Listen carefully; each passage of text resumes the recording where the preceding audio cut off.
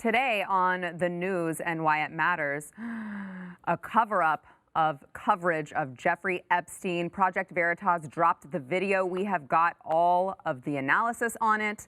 And also an unfortunate tragic incident in Mexico really shows why a border wall is necessary. Got a lot to talk about. Starts right now.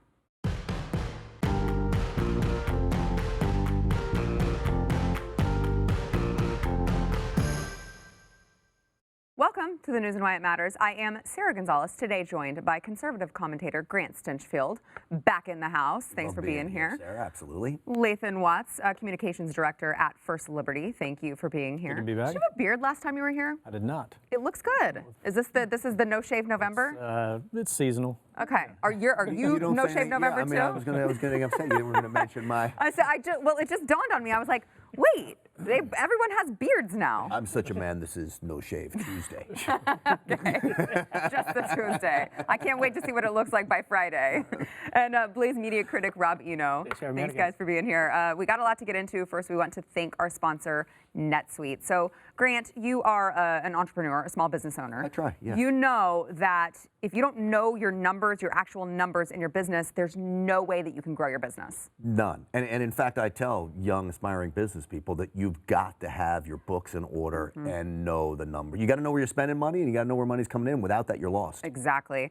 So the problem that a lot of businesses have is that they don't know their numbers because they've got one system for inventory, they've got one system for accounting, they've got one system for sales, and these systems are not communicating with each other, and it's really hurting their bottom line. Well, this is where NetSuite comes in. NetSuite is by Oracle, and it is the world's #1 cloud business system. It is business management software that handles every aspect of your business that you are going to need to grow. It gives you visibility, it gives you control. You actually know your numbers so that you can profit, because that's what we're all in it for, right? So NetSuite right now is offering you valuable insights with a free guide. It is called 7 Key Strategies to Grow Your Profits. You can get it at netsuite.com/why. That is netsuite.com/why. It's a free guide, so there's no reason not to go download it. 7 key strategies to grow your profits so you can become rich, just like the American dream tells you you can do. All right, so apparently there was a hot mic moment that Amy Robach took place.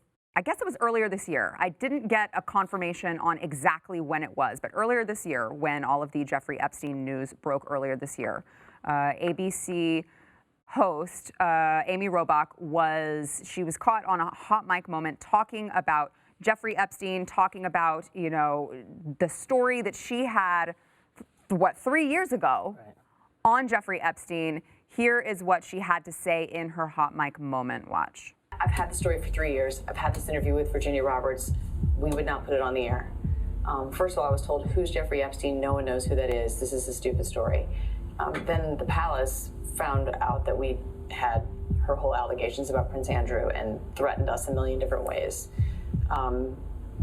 We were so afraid we wouldn't be able to interview Kate and Will that also quashed the story. And then Alan Dershowitz was also implicated in it because of the planes. She told me everything. She had pictures. She had everything. She was in hiding for 12 years. We convinced her to come out. We convinced her to talk to us. It was unbelievable what we had. Clinton. We had everything. I tried for 3 years to get it on, to no avail, and now it's all coming out, and it's like these new revelations, and I freaking had all of it. I'm so pissed right now. Like, every day I get more and more pissed because I'm just like, oh my God, what we had was unreal. Other women backing it up. Hey, yep. Brad Edwards, the attorney, 3 years ago, saying there will come a day when we will realize Jeffrey Epstein was the most prolific pedophile this country has ever known. And I had it all 3 years ago. This man was a convicted child sex predator, and there was pretty damning information that mainstream media had on him. She goes on in this was of course a short clip. It's a 7-9 minute full video that I encourage everyone to watch on YouTube, where she goes on to say, you know, I've got this woman it happened to, I've got other names, there was corroboration. sounds like a pretty solid story. Grant, you got any thoughts on why it didn't run? This is not just ABC, it's CBS, it's NBC. I worked in the NBC system for years as an investigative reporter at local news stations, and I can't tell you how many times I had stories squashed when we were going to investigate important people. One was the CEO of the Hartford in Hartford, Connecticut. They laid off a bunch of people. He was taking out all kinds of stock options. And I said, we need to run the story. And miraculously, 3 hours later, that story squashed. Why? Because he plays golf with the general manager of that station in Dallas, Texas. You can't do stories on local car dealerships. Wow. Why? Because they're big time advertisers. So this is the height of what we see when you have money, power, and influence in mainstream media, and the lengths that these people will go to protect their own, even child molesters. They're going to protect child molesters. I'm sure Amy Robach is not a staunch conservative, but you've said it a million times. One thing that liberals and conservatives seem to agree on was that Epstein was a bad dude and something's fishy going on there. Yeah.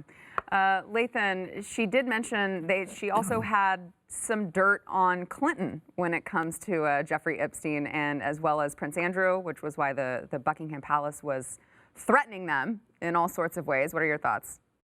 Well, I think this contributes to the ongoing narrative of why people don't trust the media.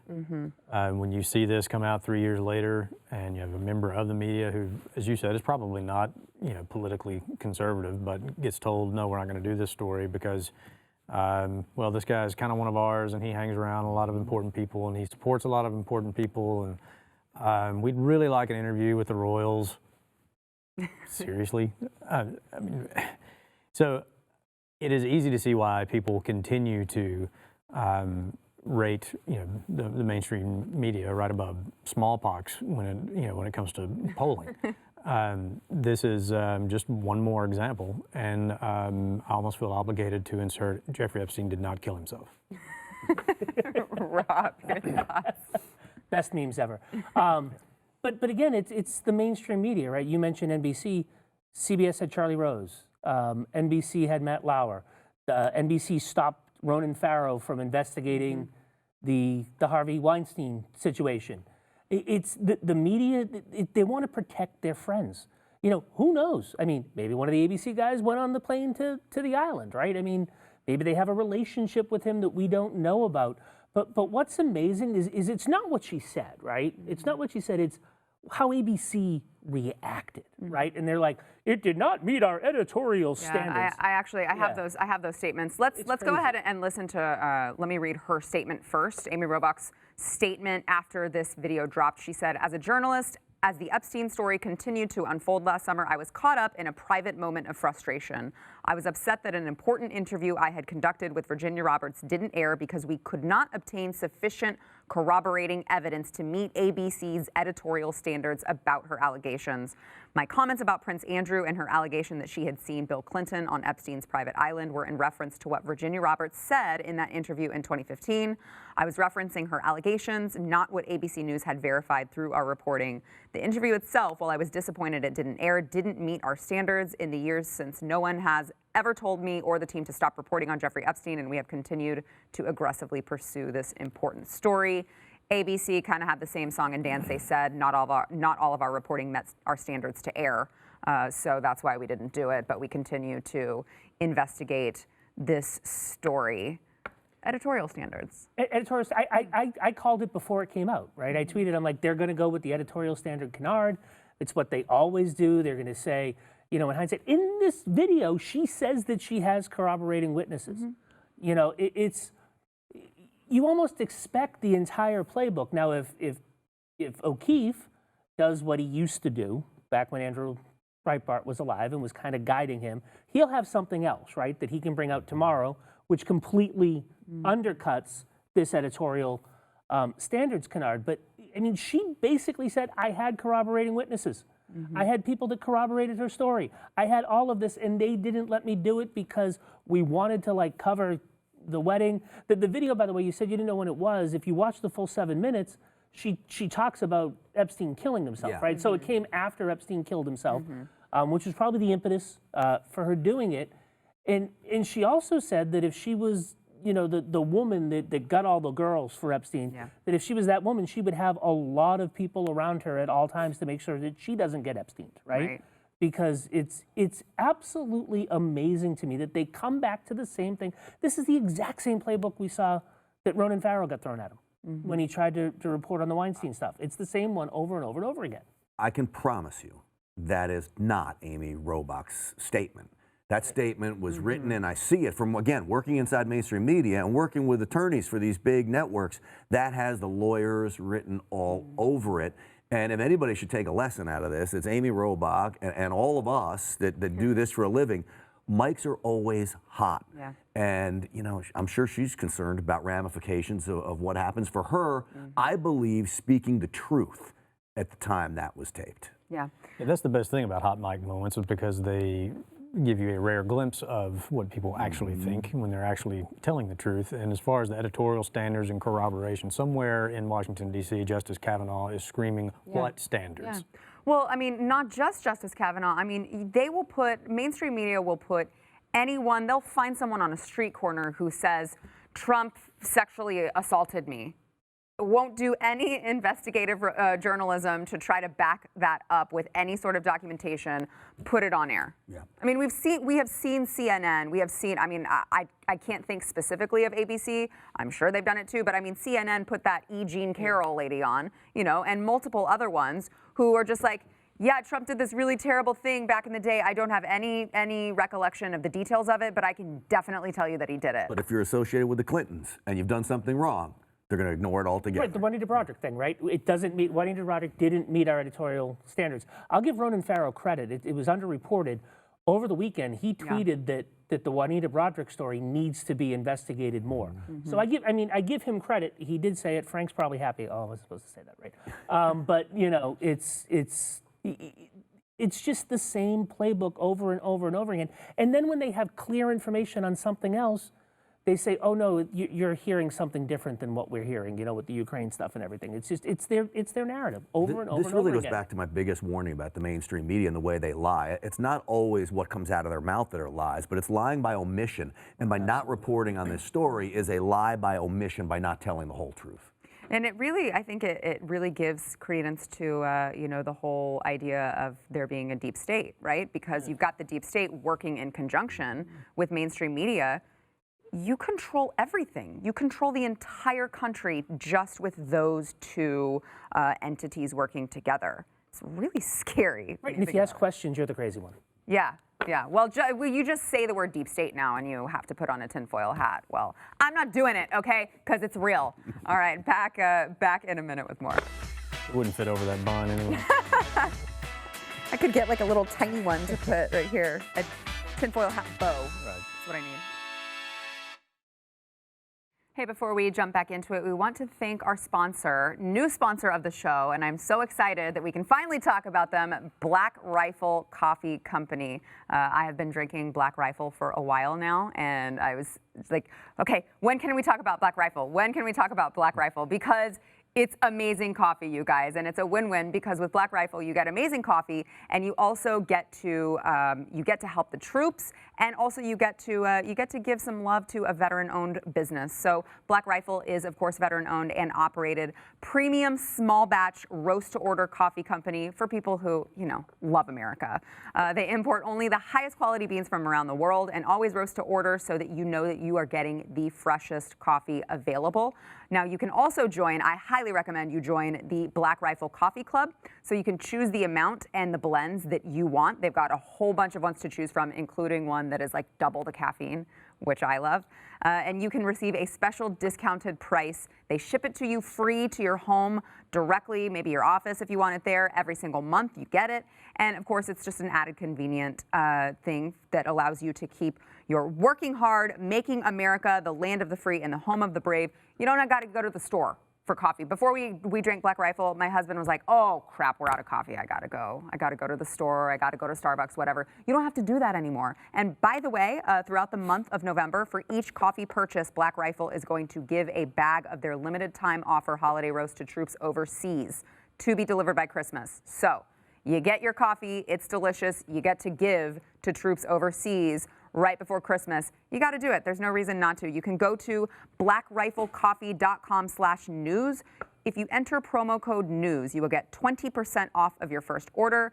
And that includes Black Rifle Coffee Club if you want to subscribe to that. So that's blackriflecoffee.com/news. Enter promo code news. You will get 20% off. I'm telling you guys, you're going to fall in love with it just like I did. You forgot the best part about Black Rifle Coffee is they're great videos. I know, they do. Those videos are hilarious. They do have positive. And Matt Best is like, Yes. oh, he is the GOAT. He is awesome.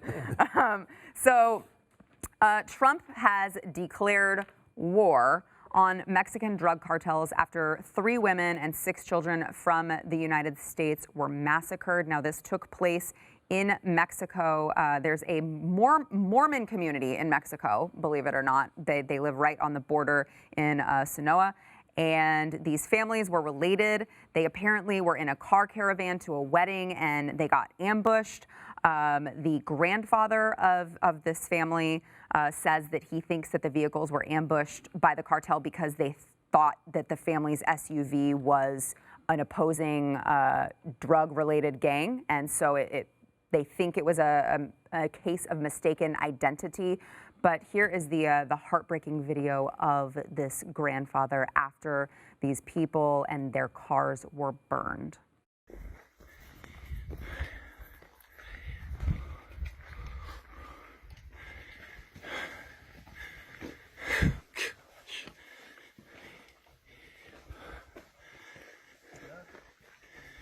This is for the record. Nita and 4 of my grandchildren are burnt and shot up.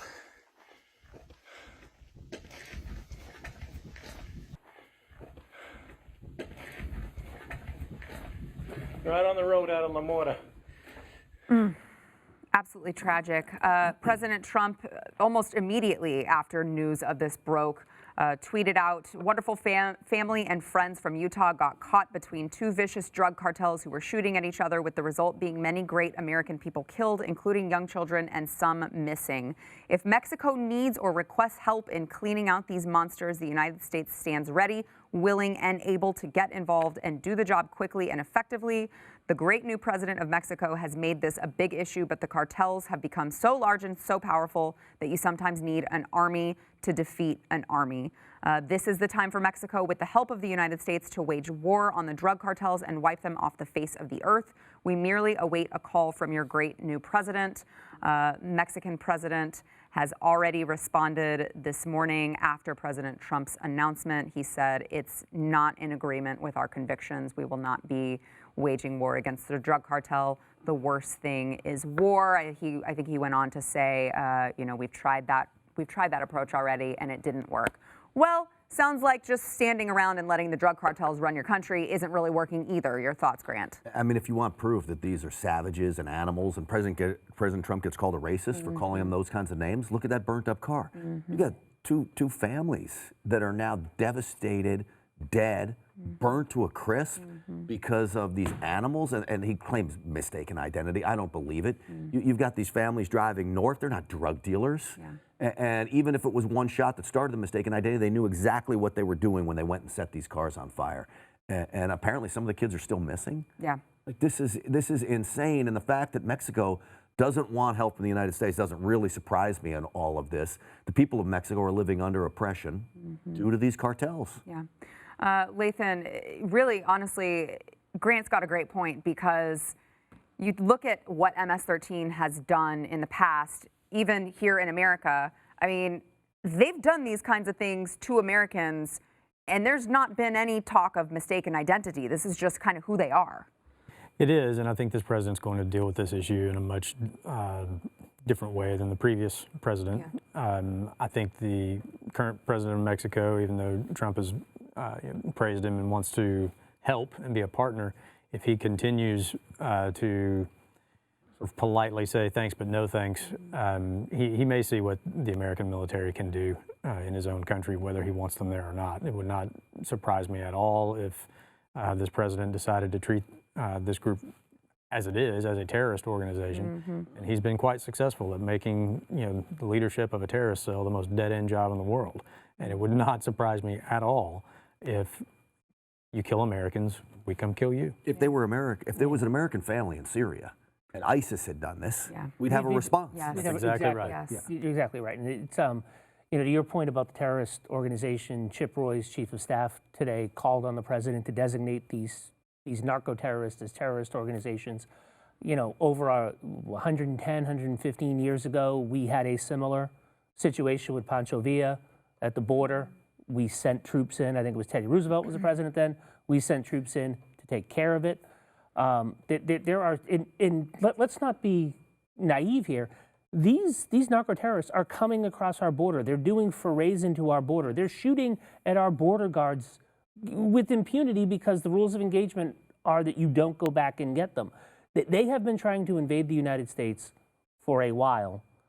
I think one of the first things that the president could do is put troops on the southern border. As soon as one of them comes in here, just go nuts on them and then follow them into Mexico if he has to. But they came here first, and then show them that we no longer, that we don't not mean business. And, some Predator drone strikes wouldn't hurt either. Seems like a pretty good case to build a wall right about now, Grant. Of course. I mean, this would stop them from coming in. And if you think they'll do it there, they're going to do it here in the United States. They're already doing it. You can go to big cities across this country where this kind of thing is going on. And so something needs to be done to stop them. And it's got to be fast and it's got to be swift because you can't allow American citizens just to be killed in cold blood like that. Yeah, and to your point, I mean, a militarized border zone is not uncommon in many places around the world. Exactly. So it wouldn't be out of the ordinary for the United States of America to say the situation in our border is a threat to our national security. We're going to militarize this zone, and the first person who comes up here shooting at our boys in uniform is going to receive the business end of the United States military. Yeah, that's part of what really frustrates me about this whole border wall conversation that we often find ourselves having is that, yes, while I acknowledge that the majority of the immigrants, the illegal immigrants who are here in our country have overstayed their visas, whatever the case may be, that doesn't mean that we should just leave it open for people like MS-13 and the Mexican cartels to just come back and forth whenever they please. Like, I get it, the majority of people didn't come in that way, but you can't tell me that there's not a problem. Yeah, you're absolutely right. This is a real border wall, not the metal thing that they're doing now. You saw people cutting through it. Trump has called for a real thick concrete border wall along the southern border, and people say, well, it's racist, and why don't you have one in Canada? We don't have an invasion of people coming from Canada. Canadians are too nice. They're too polite. They're not trying to get in illegally. The Quebec biker gangs aren't coming over in like sustained. They might be bringing the drugs over, and they might like sneak through the woods, but they're not like in sustained ways trying to attack the United States. And quite frankly, that is what's happening. It's happening every single day. In the leftist media doesn't want you to think that it's happening. They don't want to talk about it. We've had people at BlazeTV go down and show that it's happening on shows that we've had on the network. It's amazing to me how they just do this. And the other thing that I just thought of, has anybody heard what Mitt Romney said? Didn't his grandfather George grow up in this community? If you remember, Mitt Romney's father was born in Mexico, and that was like one of the things: could he run or not? Because he was born in Mexico in one of these like Mormon. That's racist. In one of these Mormon enclaves that are in Mexico. I don't know if it's the same one or not, but it's interesting to find out. I think we should remember too that the tenacity of these cartels and the violence that surrounds themselves with. The one group of people that are on the front line stopping them from getting to the United States is ICE. And yet it is the left that vilifies ICE agents on the border, putting their lives on the line for us. They're the only ones right now that are stopping these people from coming across. Yeah, but AOC wants to abolish them. Okay, whatever, back in a minute. They should put the last out, right? Hey, we've got much more to come in Overtime. Remember, if you are watching on YouTube or Facebook or somewhere where you're not getting Overtime, you're really missing out. You got to go to BlazeTV.com. We can get you $10 off of your annual subscription by using promo code NEWS. Plus, it's not just this show that you will get. You won't just get Overtime. You will have access to all of the greatest conservative commentary. You've got Steven Crowder. You've got Mark Levin. You've, of course, got Glenn Beck and much more. You got to go to BlazeTV.com.